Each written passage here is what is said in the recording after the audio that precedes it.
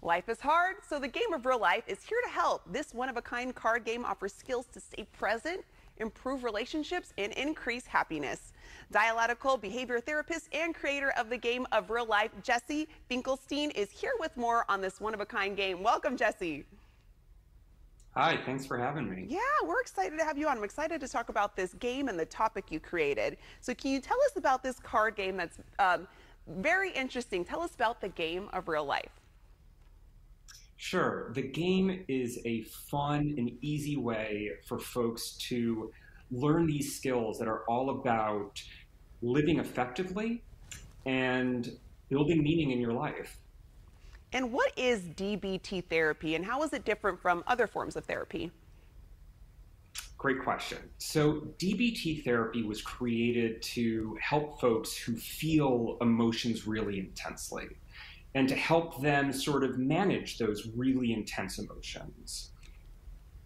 We live in a time right now, I think for a lot of us, we all feel intense emotions. So the skills that were created around this sort of emotion regulation are broadly applicable and really helpful for all of us. All right, so walk us through the game. We have it here. Some people are going to play it with a few close friends. How do we play it?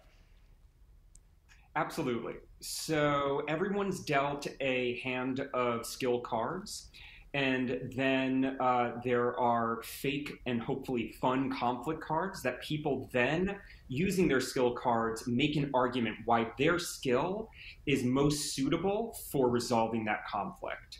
And then there's someone known as the wise mind who sort of calls the winner. Oh, okay. And how does the game of real life help with relationships?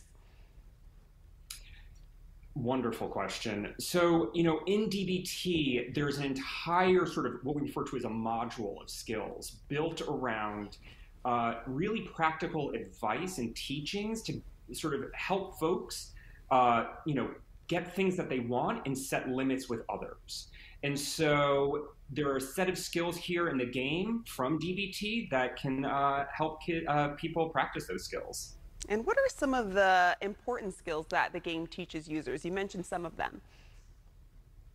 Sure. So there are some mindfulness skills, help us sort of be present in the moment. There are skills around tolerating distress and really difficult, powerful emotions. There are also skills that help us sort of regulate those emotions and help us move towards the things that are important to us to help us build a life worth living. And why was it important to you to create a game where people are actually learning life skills that they can use in their real lives, putting it in a game format? These DBT and these skills are so powerful. I mean, they've transformed many of the folks that I work with. And so I wanted to figure out a way to deliver these skills in a sort of fun, accessible way. So for folks who aren't necessarily in therapy, who aren't necessarily doing DBT, this can be sort of their first exposure to these sort of transformative skills. I like that. It's kind of the entryway to it. And those who do receive therapy, it's still another way to continuously build your skills. And who would you say should play this game?